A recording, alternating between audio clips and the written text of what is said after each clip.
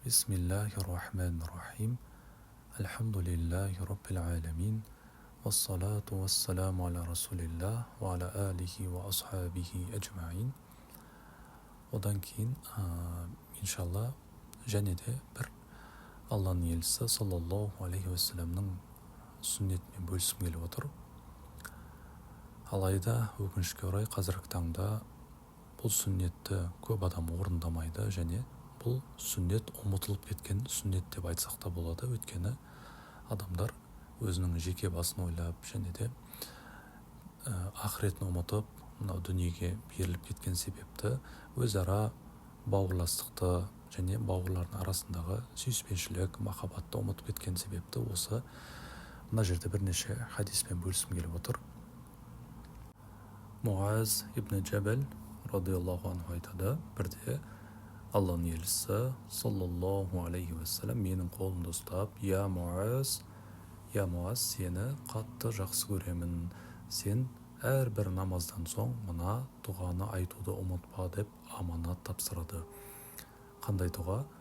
Аллахумма а'инни аля зикрик ва шукрика ва хусна ибадатик. Және Алланың елшісі саллаллаху алейхи уассалам Муазды Йемен жеріне жібермес алдын айтады. Я Муаз, бұл біздің соңғы жүздесуіміз шығар. Келесіде сен оралған кезінде мені көрмейсің, немесе менің мешітімнің жанынан және менің қабірімнің жанынан өтесің деп айтып кетеді. Бұл Алланың елшісі саллаллаху алейхи уассалам өзінің ажалының жақындағанының, өмірінің соңына жеткенін сезіп, Муазға осындай сөздерді айтады.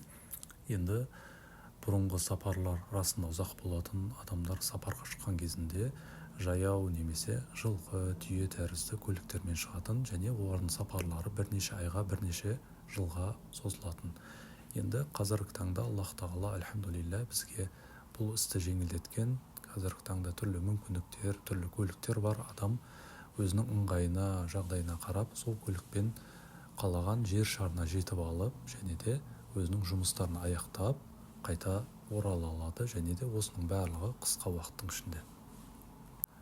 Ибн Сунни өзінің жинағында Аби Хурайра радиаллаху анхудан мынандай хадис риуаят етеді. Алланың елшісі саллаллаху алейхи уассалам айтады, сендердің қайсы бірің сапарға ниеттенсеңдер, бауырларымен қоштассын, өйткені Аллах тағала олардың арасындағы дұғаларына жақсылық және қайыр салады дейді. Имам Ахмед өзінің муснадында Ибн Умар, яғни Абдулла ибн Умардан хадис риуаят етеді.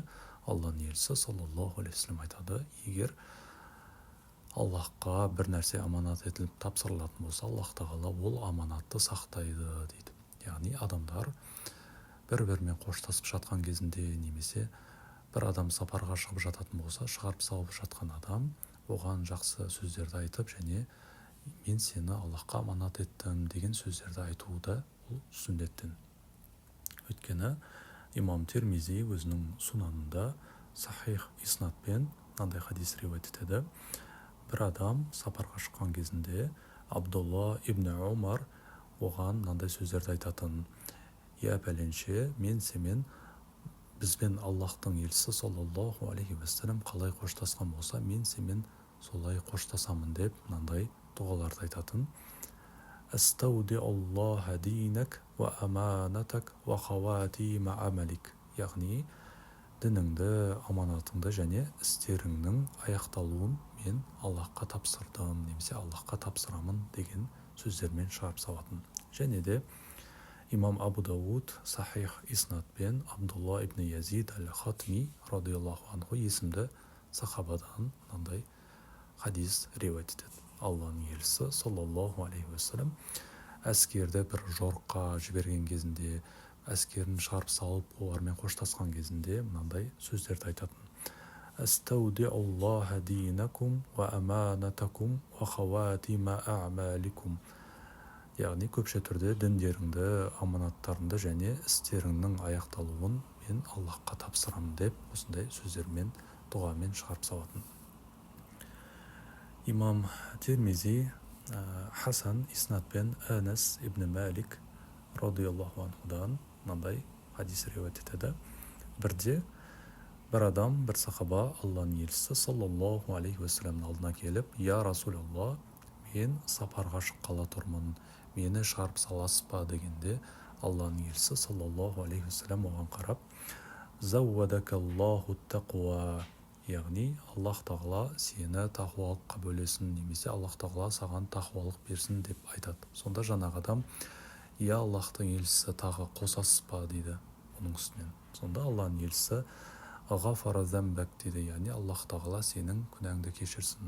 Janagi odam qayta, "Ya Allohning elchisi, tag'i qo'sasizmi?" dedi. Sonda Allohning elchisi "Va yassara lakal khayra haythu ma kunt", ya'ni qay yerda bo'lmasangda Alloh taolo sagan xayr bersin және isingni жеңілдетсін degan осындай сөздермен шығарып салатын. Заввадаkallohu taqwa g'afara zambak va yassara lakal khayra haythu ma kunt degan duo. Егер сапарға шығып жатсаңыз, жанұяңызды, сіздің аманатыңыз және де бұл хадисте келген әманатакум, яғни аманат деген бұл сіздің жанұяңыз, яғни Алланың елшісі саллаллаху алейхи вассалам бір адам сапарға шығып жатса, оның дінін, оның жанұясын және істерінің қайырлы болуын, сапарында істері жеңіл болуын Аллахқа тапсырған. Аллаху алим. Wa sallallahu ta'ala ala khayri halqihi Muhammadin wa ala alihi wa sahbihi wa sallama taslima walhamdulillahi rabbil alamin.